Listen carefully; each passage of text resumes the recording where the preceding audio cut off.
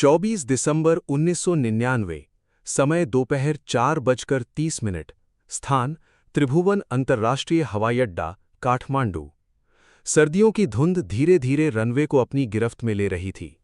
Indian airlines की उड़ान IC-814 Delhi के लिए उड़ान भरने की तैयारी कर रही थी। विमान के भीतर बैठे यात्रियों के लिए ये एक सामान्य यात्रा थी, लेकिन किसी को अंदाजा नहीं था कि अगले कुछ घंटों में ये विमान भारत के इतिहास के सबसे भयावह अपहरण का हिस्सा बनने वाला था। जैसे ही एयरबस A300 ने नेपाल की सीमा छोड़ी, विमान के भीतर अचानक हलचल शुरू हुई। 5 नकाबपोश आतंकवादी अपनी सीटों से उठे। उनके हाथों में हथियार थे और आंखों में ऐसा ठंडा आतंक जिसने पूरे विमान को कुछ ही सेकंड में मौत की खामोशी में बदल दिया। कॉकपिट के बाहर चीखें गूंज रही थी, जबकि कैप्टन देवी शरण को बंदूक की नोक पर विमान का रास्ता बदलने के लिए मजबूर किया जा रहा था। आसमान में उड़ता वो विमान अब केवल यात्रियों को नहीं बल्कि पूरे भारत को बंधक बना चुका था। रात 8 बजे, स्थान अमृतसर हवाई अड्डा। भारतीय सुरक्षा एजेंसियों के पास ये आखिरी मौका था। विमान का ईंधन खत्म हो रहा था और आतंकवादी लगातार दबाव बना रहे थे। रनवे के चारों ओर सुरक्षा बल तैनात थे, लेकिन दिल्ली में बैठे अधिकारियों के बीच निर्णय लेने में हर मिनट की देरी हो रही थी। विमान के भीतर बच्चों की रोने की आवाज़ें और आतंकवादियों की बंदूकों की खड़खड़ाहट मिलकर ऐसा भय पैदा कर रही थी जिसे शब्दों में बयान करना मुश्किल था। तभी विमान के एक यात्री रुपिन कटियाल को बेरहमी से चाकुओं से घायल कर दिया गया। कुछ ही देर बाद उसकी मौत हो गई। ये केवल हत्या नहीं थी, बल्कि भारत सरकार को भेजा गया एक संदेश था कि अब ये खेल खून के स्तर तक पहुंच चुका है। लेकिन अमृतसर में हुई देरी ने आतंकवादियों को वो मौका दे दिया जिसकी उन्हें जरूरत थी। विमान फिर से उड़ चुका था और इस बार उसकी दिशा पाकिस्तान की ओर थी।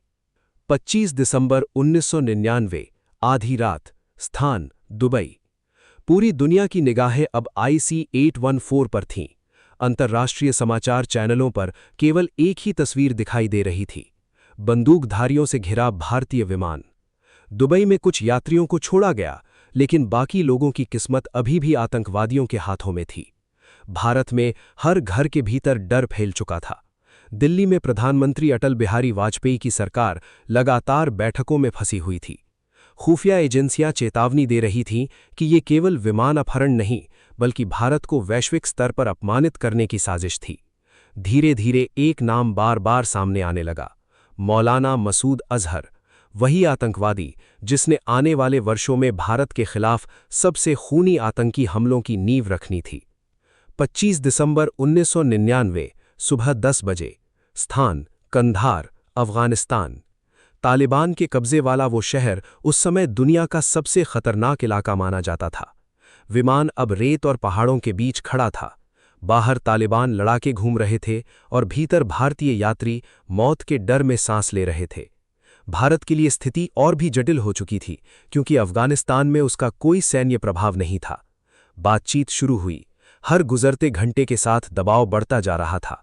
भारतीय एजेंसियां समझ चुकी थीं कि आतंकवादी केवल पैसे या सुरक्षित रास्ता नहीं चाहते। उनकी मांग थी भारत की जेलों में बंद खतरनाक आतंकवादियों की रिहाई। इनमें सबसे बड़ा नाम था मसूद अजहर, वही व्यक्ति जिसने आने वाले वर्षों में भारत के खिलाफ सबसे खूनी आतंकी हमलों की नींव रखनी थी। 31 दिसंबर 1999, शाम 6 बजे, स्थान कंधार हवाई अड्डा। 7 दिनों की भयावह कैद के बाद भारत सरकार ने आखिरकार झुकने का फैसला किया। विदेश मंत्री जसवंत सिंह स्वयं आतंकवादियों को लेकर विशेष विमान से कंधार पहुंचे। पूरी दुनिया स्तब्ध थी। भारतीय यात्रियों की जान बचाने के बदले भारत को 3 खूंखार आतंकवादियों को रिहा करना पड़ा।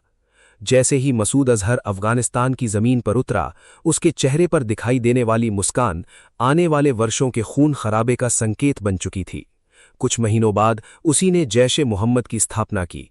फिर संसद हमला हुआ, पठानकोट हमला हुआ और पुलवामा में भारतीय जवानों का खून बहा। कंधार का वो अपहरण केवल एक विमान की कहानी नहीं था, वो एक ऐसी रात थी जिसने भारत की सुरक्षा नीति, आतंकवाद के खिलाफ रणनीति और पूरे दक्षिण एशिया के भविष्य को हमेशा के लिए बदल दिया।